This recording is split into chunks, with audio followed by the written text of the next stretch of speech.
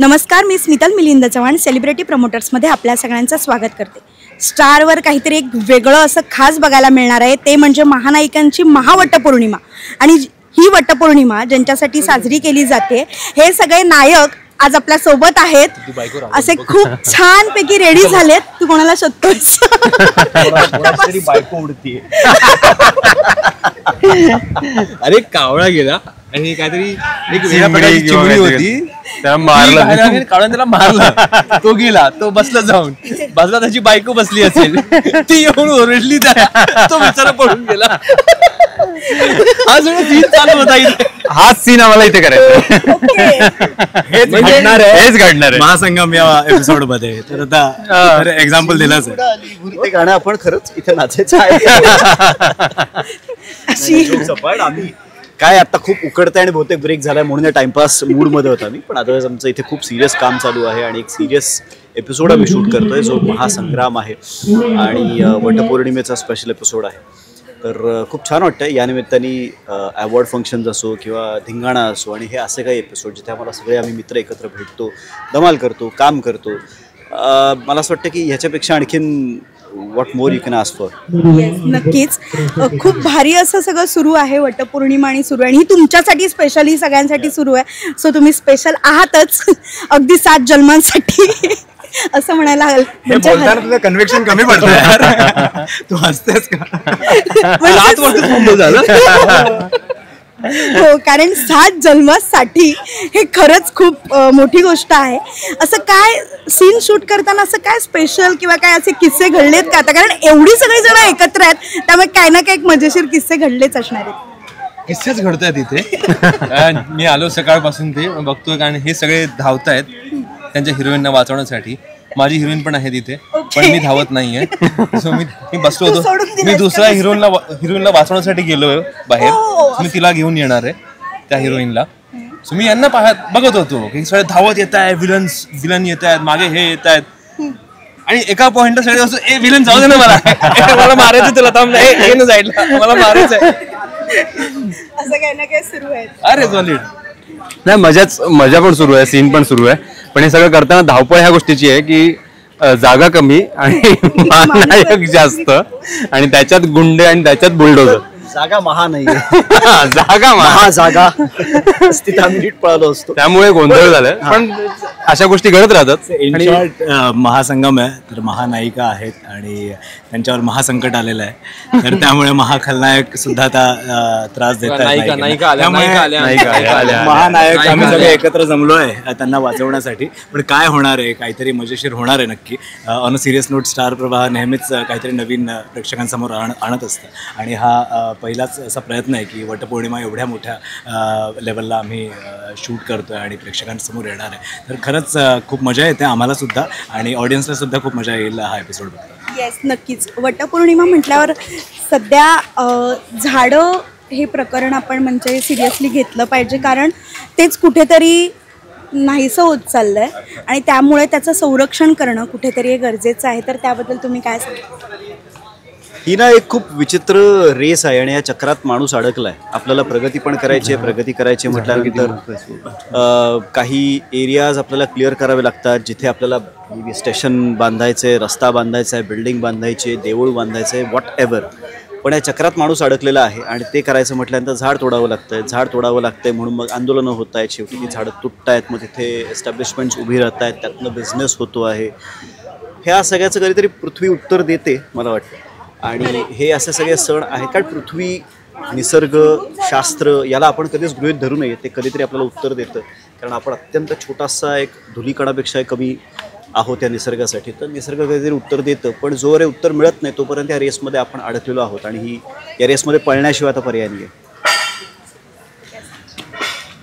Race आहे आणि एक आपल्यासाठी एक सर्कल झाली, एक सायकल झाली. आधी आपण गावात राहायचो, झाडं होती, छान वातावरण होतं. तिथून शहरात आलो, इथे बिल्डिंग्स आहेत मोठे मोठे, आपल्याला प्रगती करायची आहे, खूप मोठे चालू आपण, बिल्डिंग्स आहेत, स्कायस्क्रॅपर्स आहेत. आणि आता काय चाललंय, आता लोकांना परत गावाकडे जायचं. The grass is always greener on the other side म्हणतात, तोच प्रकार आहे. गावातल्यांना शहरात यायचंय, शहरातल्यांना गावात. इथे आल्यावर लोकांना कळतं की नाही तेच चांगलं होतं जिथून आपण आलोय. आपल्याला तीच जी आपली संस्कृती आहे, जे शास्त्र आहे, तेच आपल्याला जपायला हवेत. So people are again going back on the same place. So हा सर्व कम्प्लीट होणारच आहे. झाडं कापतील, प्रगती होईल, बिल्डिंग्स बांधतील, पण कुठे ना कुठे आज लोकांना हेही कळतंय की झाड तितकेच महत्त्वाचे आहे. सो आपण बघतोय जपानचं उदाहरण कायम समोर ठेवावं असं मला नेहमी वाटतं की जपानचं उदाहरण कायम समोर पाहिजे. म्हणजे हिरोशिमा नागासाकी ही शहरं जेव्हा आपल्याला स्वातंत्र्य मिळालं तेव्हा उद्ध्वस्त झाली होती आणि त्याच्या पुढे इतकी वर्ष झाली. आजही आपलं प्रत्येक शहर उद्ध्वस्त झाल्यासारखंच का असतं हा प्रश्न मला कायम त्रास देतो की सतत एक बॉम्ब पडल्यासारखं का दिसतं आपलं कुठलंही शहर. सगळीकडे कचरा आहे, पुरेशा कचरापेट्या नाही आहेत, सगळीकडे कचरा आहे, त्यातनं प्राणी वाटेल ते खात आहेत, ते आजारी पडत आहेत, माणसं घाणेरड्या हवेत श्वास घेत आहेत. घाण झालं सगळं आपल्या आजूबाजूचं वातावरण. हे पण आहे यामध्ये की आता बरीच संस्था आहेत ज्यांनी पुढाकार घेतलाय की ते जाऊन रोपं लावतात. आणि महत्त्वाचं म्हणजे एक डॉक्टर आहेत, अंधेरीमध्येच आहेत, त्यांचं नाव माझ्या लक्षात येत नाही, मी आत्ताच देशमुख बहुतेक, ते ॲक्युपंक्चरवाले आहेत. त्यांचं एखादं ते फीस घेत नाही. तुम्ही या माझ्याकडे, आय विल ट्रीट यू आणि मी तुम्हाला एक रोप देईन, ते तुम्ही जाऊन लावा. That's my fees. कमाल आहे. सो ती फी नाहीच आहे, उलट ते त्याही उपर देत आहेत. अजून ट्रीटमेंटच्या वर अजून एक झाडही देत आहेत. म्हणजे लहानपणीचे संस्कार वर्गातले आजोबा आपल्याला एक लिमिटेडची गोळी द्यायचे ना, त्यातला प्रकार आहे. या माझ्याकडे शिका आणि जाताना एक गोळी पण घेऊन जा. सो लोक आता पुढाकार घेतात की झाडं हवी आहेत, ती असेल तर आपण असू. हो 100%. अगदीच आता ह्या दोघांनी जे सांगितलं ते अगदीच बरोबर आणि तंतोतंत गोष्टी आहेत या सगळ्या. मुळात मला असं वाटतं की आपण कुठल्या गोष्टीपासून बनलोय ह्याचाच विसर पडलाय. पंचमहाभूत फक्त झाडच नाही तर अग्नी, जल, वायू, पृथ्वी, आकाश, आपण काही नाही हो. हे दिसतंय हे जोपर्यंत आपल्याला समजत नाही तोपर्यंत कुठल्याच गोष्टीचं सोल्युशन नाही मिळणार आहे. पण मला असं वाटतं, जसं बोलला की सगळं आता पुन्हा मागे जाऊन माणसं पुन्हा आपण कुठून आलो आपले रूट्स शोधतात, तर कुठे ना कुठे आता सोल्युशनसाठी माणसं धावत आहेत. आणि जेव्हा आपला फोकस त्या सोल्युशनकडे जाईल तेव्हा सोल्युशन हे येईलच. कारण माणसाच्या मेंदूमध्ये ते कॅपॅसिटी आहे की आपण काही सॉल्व्ह करू शकतो. पण हे सॉल्व्ह करताना आपल्याला पर्यावरणाचा हात धरायला हवा. तेच आता आय थिंक जनरेशन हे जे आत्ताच आहे ते करत आहे, बदलते बऱ्यापैकी खूप विचार करतं. कोणी ना कोणीतरी नक्कीच एकतरी झाड. हो हो हो अगदीच. तू जरा पुढे ये. बस म्हणजे ते असतं ना की प्रत्येकाने एकतरी झाड लावावं, असं तुमच्यापैकी कोणी प्रत्येक वेळी करतं का? किंवा तुमची इच्छा असते का? तुमचं असं काही फार्म हाऊस किंवा असं तिथे आहे का जिथे तुम्ही आवर्जून जाता आणि छोटं का होईना काय ना काय सुरू असतं नेचर रिलेटेड आहे? माझं पुण्याचं जे घर आहे त्याला खूप छान सुदैवाने पुढे आणि मागे मोठी बाग आहे आणि त्या बागेत आम्ही कायम लावत असतो झाडं. आणि आईचे संस्कार आहेत ते की अनेक भाज्या आम्ही आमच्याच घरात पिकवतो आणि त्या अनेक लिंबू, मिरची, आंब्याचं मोठं झाड आहे, नारळ आहे, सीताफळाचं झाड आहे, हे सगळं आमच्या घरात पिकतं आणि घरातच आम्ही ते अनेक वर्ष त्याचा आस्वाद घेतो आणि तेच आमच्यात सुद्धा झिरपलं आहे असं मला वाटतं. हां एक्झॅक्टली. आता मूळचे आपण सगळेच बोललो तर एक शेतकरी कुटुंबाचाच भाग असतो, त्यामुळे कुठे ना कुठे ती आपल्याशी नाळ शेतीशी जोडलेलीच असते.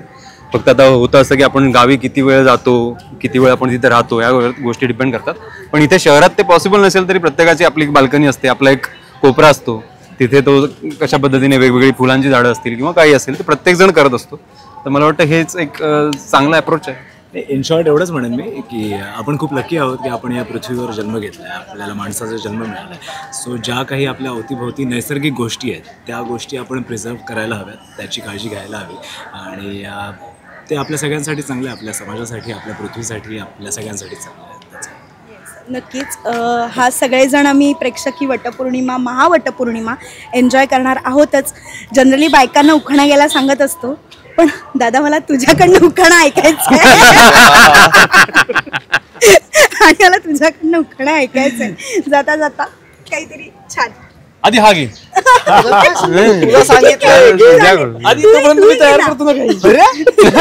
त्याला वेळ दे रे थोडा. साजरी करूया वटपौर्णिमा, साजरी करूया वटपौर्णिमा, रमा तूच माझी प्रियतमा. अरे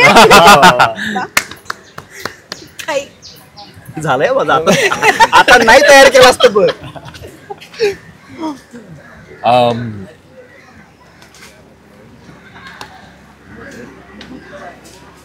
येतंय. वडाच्या भोवती फेऱ्या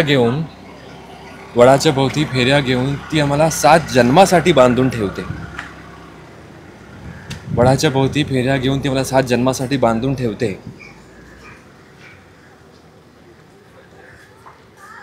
आम्हाला कधी काही कोणी विचारलं आम्हाला काय आठवते? तिचं नाव कुठे आहे? आठवणीत. मनात सायली, अर्जुन सायली मनात. ती आठवते, मला नेहमीच आठवते सायली. 8 जन्म आठवेल, 8वा जन्म, 9वा जन्म, बस.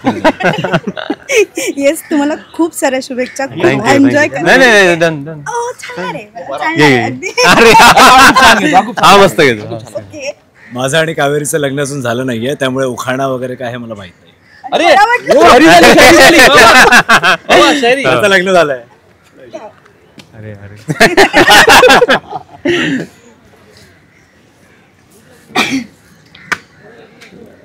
क्या बात आहे. कितीही संकट येऊ देत मुक्ता. ही शांतता किती अर्थपूर्ण आहे. ही शांतता किती अर्थपूर्ण आहे. सागरची काय मुक्ता काहीतरी आहे. हा.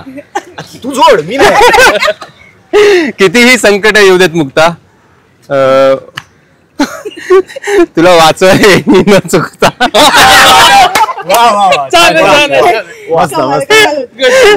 येस, खूप साऱ्या शुभेच्छा. एन्जॉय करा. Thank you Thank you, so thank you, much. thank you. Thank you.